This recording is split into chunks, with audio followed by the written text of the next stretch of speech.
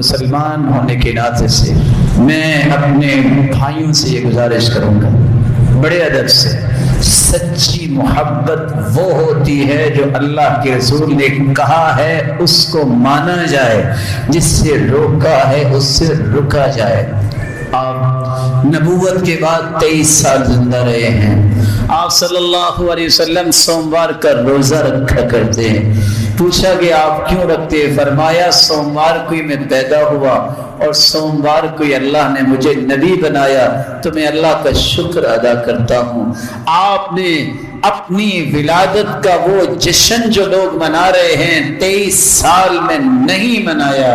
نہ اللہ کے رسول کے صحابی کی 2 سال خلافت رہی ابو بکر کی، نہ عمر کی 10 سال خلافت میں، نہ عثمان کی 12 سال خلافت میں، نہ سیدنا علی کی 4 سال خلافت میں، نہ سیدنا حسن کے 6 مہینے تھے، پھر اس کے بعد 20 سالہ سیدنا معاویہ کی حکومت اور خلافت رہی ہے۔ کسی صحابی نے یہ کام نہیں کیا۔ میں اللہ کا واسطہ دے کے آپ کو کہتا ہوں، اگر یہ قرآن میں موجود ہے، اگر دنیا کی کسی حدیث کی کتاب میں اس کی دلیل موجود ہے، مجھے بھی بتائیے گا، میں سب سے آگے آپ کے ساتھ چل کے ان جلوسوں میں بھی شریک ہوں گا، یہ کام بھی کروں گا۔ اگر قرآن اور حدیث میں ایک بھی بات اس طرح نہیں آئی تو اللہ سے ڈرتے ہوئے رب کو ناراض نہ کیجئے گا، اپنے اس مال کو صحیح جگہ پہ خرچ کیجئے گا، والدین پہ خرچ کیجئے، اپنے بچوں پہ خرچ کیجئے، اور سب سے بڑی بات محمد مصطفیٰ کی تعلیمات کو عام کرنے میں خرچ کیجئے، اس علم کو معاشرے تک پہنچانے میں، اس کی سیرت کو دنیا کے کونے کونے تک پہنچانے میں، اور اس کی خوبصورت رہنمائیوں کو کائنات کے کونے کونے تک پھیلانے میں خرچ کیجئے، اور ہر اس کام سے باز رہیے جو اللہ کے رسول نے نہیں کیا۔ بدعت اسی کو کہتے ہیں الفعل المخالف لرسول اللہ، وہ کام کرنا جو اللہ کے رسول نے نہیں کیا۔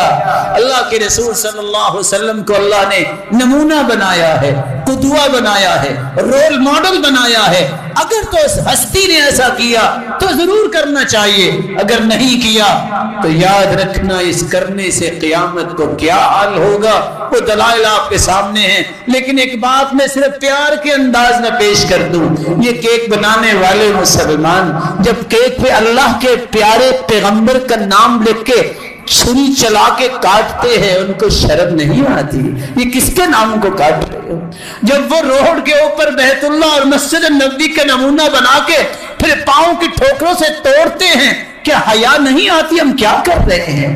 کبھی تو وہ سوچنی چاہیے جس سے اللہ راضی ہو، جس سے اللہ کے رسول کا ساتھ مل سکے، وہ کیسے ملے گا؟ کتاب و سنت کے مطابق زندگی گزارنے سے ملے گا۔ ترکت فیکم امرین لن تضلوا ما تمسکتم بہما کتاب اللہ و سنت رسولی۔ اللہ کے رسول نے فرمایا تھا، لوگوں میں 2 چیزیں چھوڑ کے جا رہا ہوں، اس کو تھام لو گے کبھی گمراہ نہیں ہوگے۔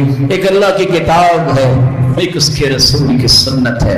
اللہ ہمیں کتاب و سنت کے مطابق زندگی گزارنے کی توفیق عطا فرمائے۔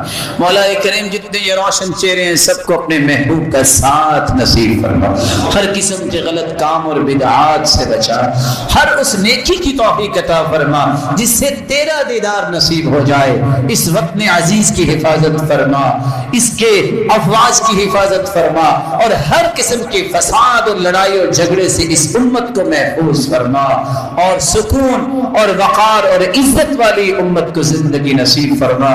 وآخر دعوانا الحمدللہ۔